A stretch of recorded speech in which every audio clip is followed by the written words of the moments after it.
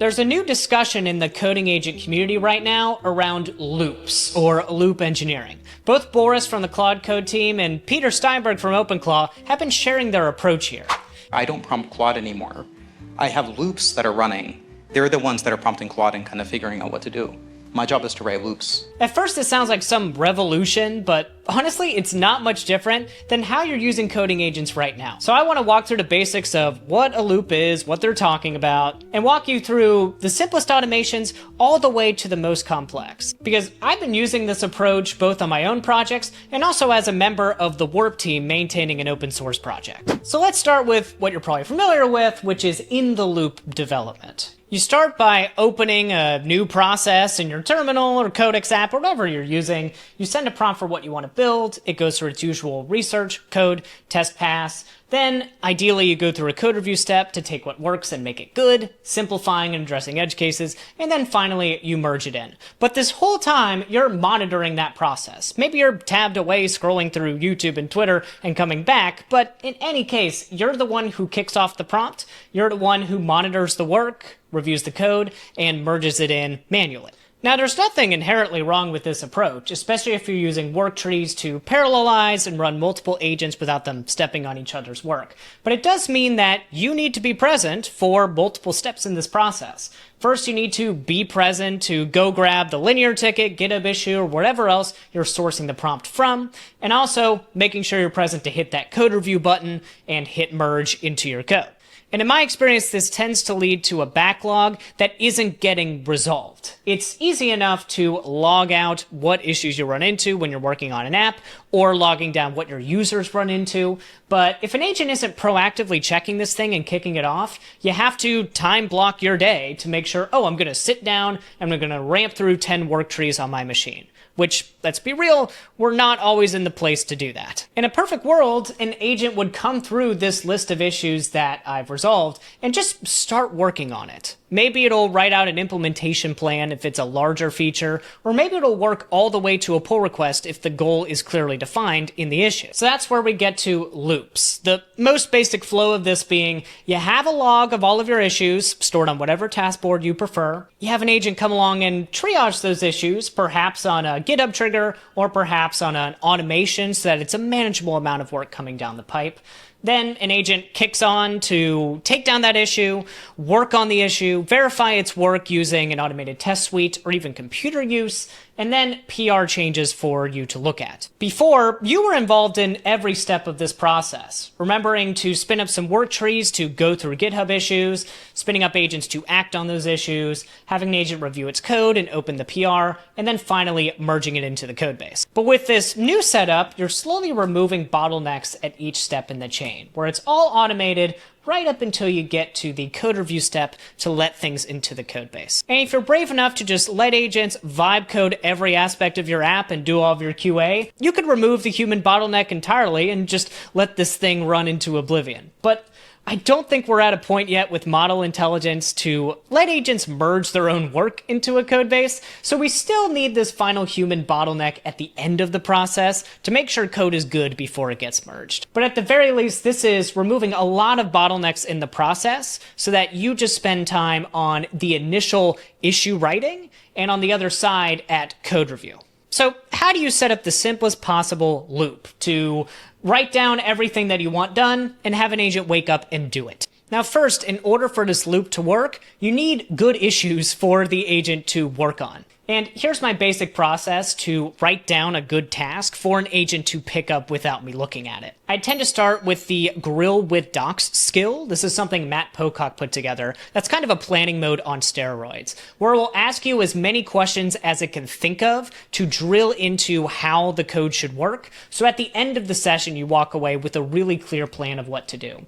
This is a long discussion that I had working through a number of questions on a large feature that I was trying to build. And at the end of it, I had the agent draft a couple issues using a issue template that I have. And you can see here the agent broke up this long discussion into a couple issues to work on. The first one being a scoped out issue on how our CLI should be built. And you can see I've already had an agent work on this in the past. And you can see the template is fairly simple. We start with what to build, and this was a fairly scoped out feature, we could just say this, and also describing the acceptance criteria for the agent to work towards. This is the first major aspect of a loop, which is describing the goal that the agent should walk towards. These days, agents have a goal skill, both Claude Code and Codex have this, which will drive an agent to work towards a set of acceptance criteria before it returns back to you for control. Now, once you have your issue set up with goals outlined, now we need an agent to come along and work on this issue with an automation. Now, there are a number of solutions out there to turn on agents when you're AFK, all the way from hosted cloud solutions to cron jobs that just wake up a task on your machine. And I'm going to talk about that second one. If you're a Codex app user, there's this tab called automations that you can go to. And you can create new automations just by asking the Codex app what automation you want to do. And then it will create a new one inside of here. I have a couple that I've already set up.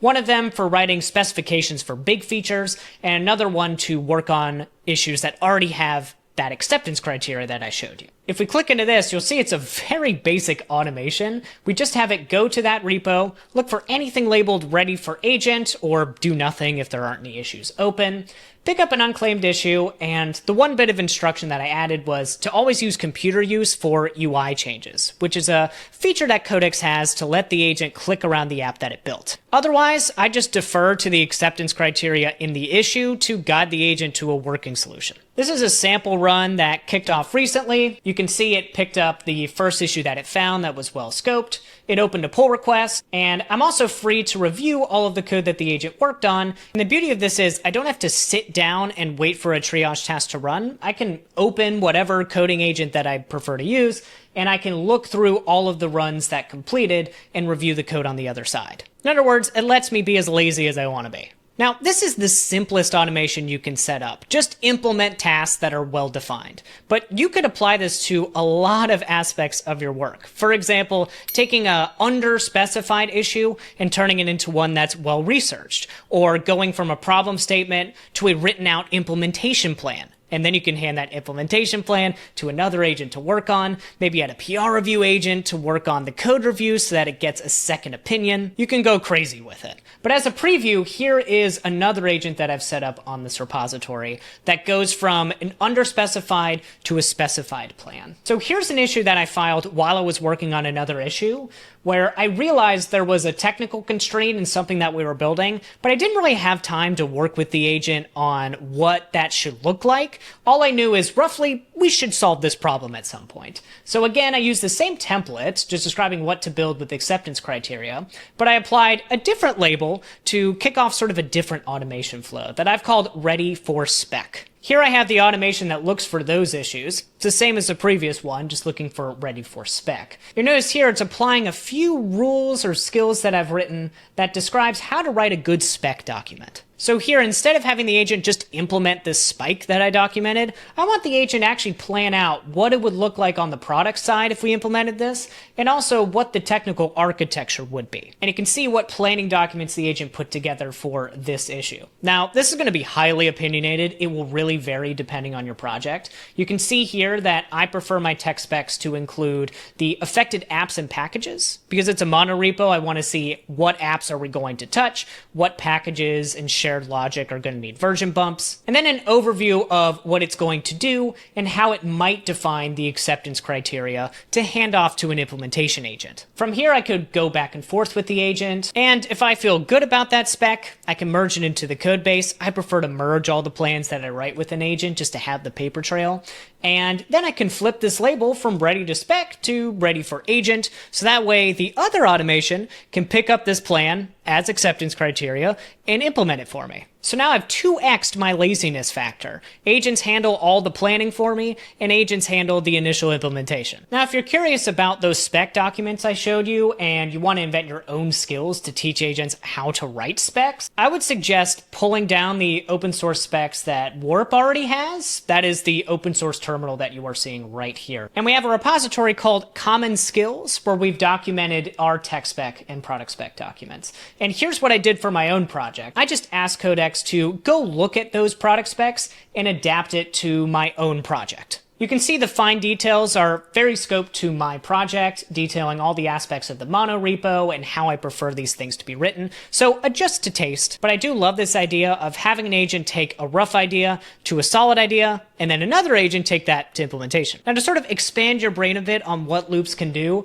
we've been applying this process to manage the open source repository for the Warp terminal. You can see it runs across thousands of issues, and we use very similar labeling to what I just showed you, like a ready-to-implement label when an agent can come in and open a pull request. We've also added more automations for each step of the contribution flow. For example, when a user files an issue, we have a triage agent decide if it is well documented and do a bit of initial research so that a maintainer or another coding agent can understand what it would take to implement that request or bug report.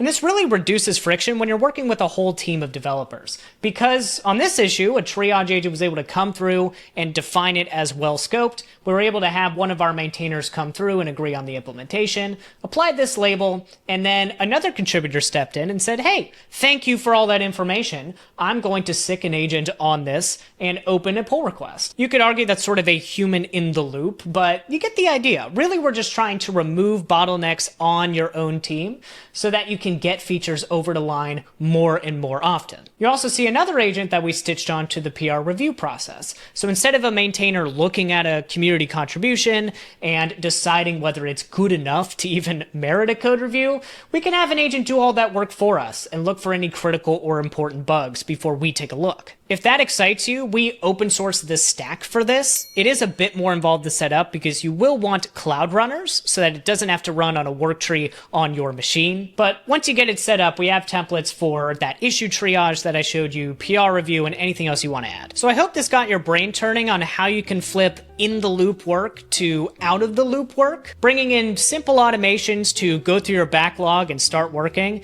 and then adding more and more automations over time to fill in the finer details. Now, the last way to level up this journey is actually having agents self-improve over time, having them update their own skills based on your feedback. If you find that topic interesting, drop a like and subscribe because I'm going to be talking about it a lot more in the next video. See you around.